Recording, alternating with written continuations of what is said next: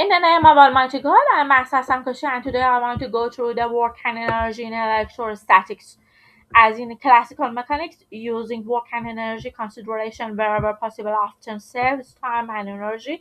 No pun intended when problem solving. The same is true in electrostatics.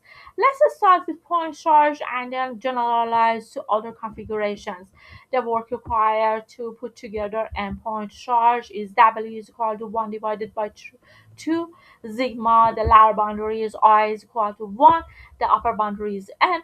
QI, VRI, based on the equation 2.16, where QI is the charge of each point charge and VRI is the potential due to all of the charge but evaluated at the location of the I point charge. The intuition for this formula is that each of the QI, VRI terms gives us the potential energy between one charge and every other charge.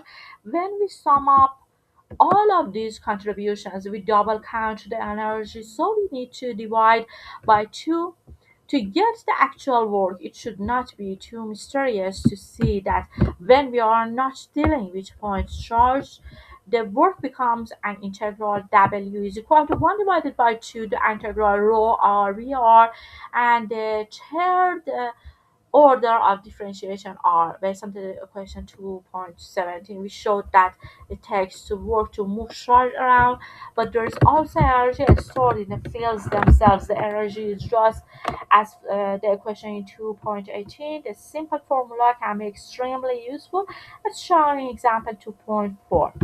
Now I'm going to go through another example 2.1.9 capacitors. Suppose you have two conductors with different net charge for concreteness. Give one plus Q and the other one minus Q or negative Q. This gives rise to an electric field between the conductors, which is in turn puts them at different potentials, say 0 and V. This is a well-defined concept because potential is constant throughout conductor. This arrangement is known as a capacitor. In many practical cases, Q and V are proportional, and the constant of proportionality is called the capacitance C. Q is equal to CV based on the equation 2.19.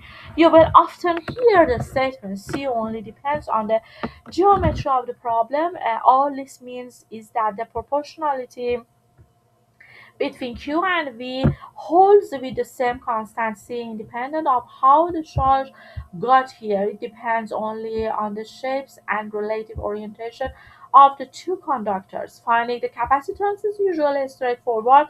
Given some conductors, imagine putting charge positive negative Q on them, find the potential between them and extract the capacitance.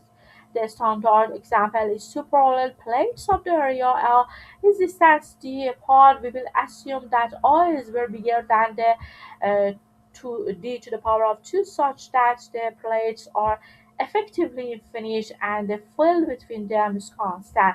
Placing charge positive negative q on the plates gives them surface charge densities as sigma is equal to plus positive negative q divided by the area.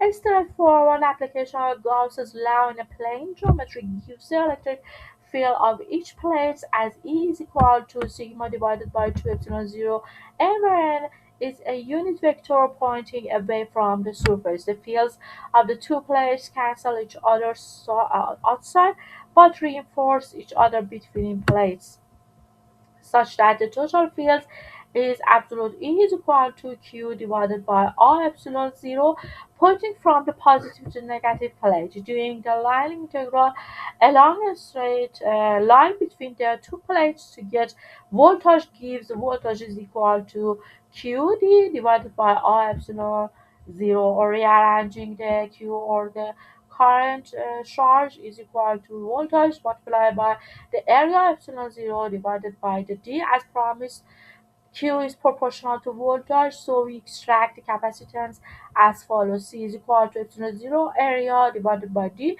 is a parallel plate capacitors based on the equation in 2.20. This result is common enough and important enough that we give it in an equation number. Note that it only depends on the geometric constants a and d along with epsilon 0, which comes along for the right in any electrostatics problem. By the way, you should reach the point where every step of the derivation is intimately familiar and obvious. The application of Gauss's law to an infinite sheet of charge, integrating it to find the potential and checking that boundary conditions for are satisfied at the surfaces of the conductors are all part of the classic GRE problems.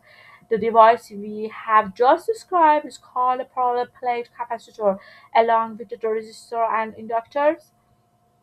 It is one of the three building blocks of elementary circuits.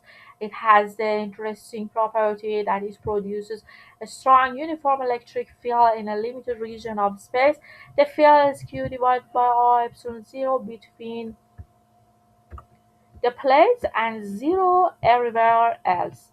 This lets it store electrical energy. Indeed, using 2.18, we find that energy is stored in the field of the charged capacitors. UC is equal to epsilon 0 divided by 2, Q to the power of 2 divided by R to the power of 2 epsilon 0 to the power of 2. This can be interpreted as the energy it takes to remove a charge Q from one initially natural plate and put it on the other plate.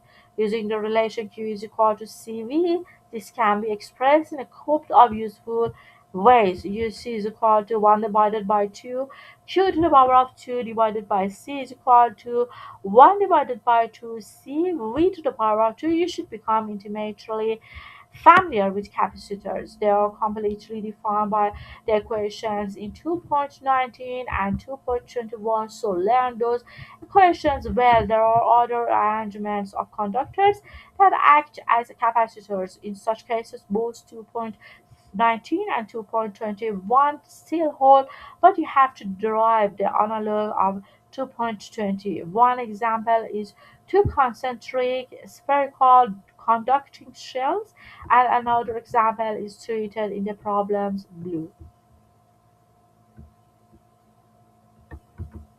Now I'm going to go through the next section 2.2 magnetostatics. So far we have discussed configurations with static electric fields.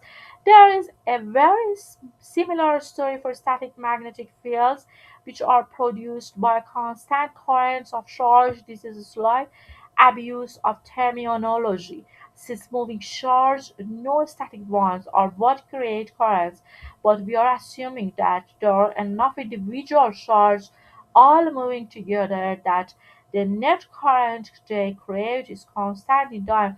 This is known as the steady current approximation. Now I'll go through the basic tools. The fundamental equations for these problems are the other two of Maxwell's equation in the absence of changing electric fields. 2.22 equations delta P is equal to 0, and 2.23 magnetostatics delta multiplied by B is equal to micro 0 J. The first equation is simply the statement that there are no magnetic monopoles, which is true in general, not just in magnetostatics. The second equation describes how currents act as sources for magnetic fields. As with Maxwell's equation for electrostatics, we can write these equations in integral form based on the equation in 2.24 and 2.25 for magnetostatics, where S is a closed surface and C is a closed curve, just as in equation 2.9 dash 2.10, and I enclosed is the current piercing the surface defined by the equation 2.25 is sometimes referred to as Gauss's law for magnetism. And just like the electric case, the left-hand side is known as the magnetic flux. We should emphasize that the S is a closed surface, which means that it doesn't have any boundary. Just picture a floppy ball. This distinction will be important when we discuss magnetic flux through surfaces that are not closed in section 2.3.2. 2. Equation 2.25 is known as Ampere's law and will be discussed in more detail in the following section 2.2.2. Similarly to the case of electrostatics, we can construct the potential for B. However, since delta multiplied by B is not equal to 0, we cannot use scalar potential. We are instead forced to use a vector potential which has a defining property that delta multiplied by I is equal to B based on the equation 2.26. Since the vector potential has three components, just like B, it isn't as useful as the scalar potential voltage for calculations. The vector potential shows up so rarely on the GRE that it isn't even worth discussing further apart from its defining equation. In addition to Maxwell's equations, we can completely determine the effects of fields on test charge with Lorentz force law. This gives the force on a test charge Q due to magnetic fields. Based on the Lorentz law, we have a FAB is equal to QV multiplied by B based on the equation 2.27, which describes the Lorentz force. Generalizing this to the force on a wire carrying current, or we have differentiation of FAB is equal to IDI multiplied by B. The direction of the force is often more important than the magnitude on the GRE. So now is a good time to mention the same right-hand rule to evaluate the cross product.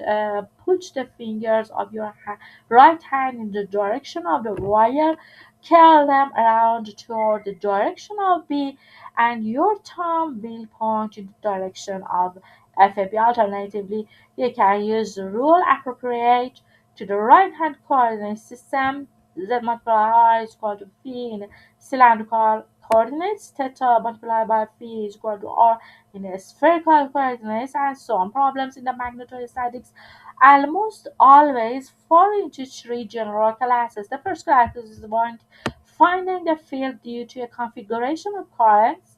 The next class is finding forces on wire or charge due to fields. The third class is finding energies of fields.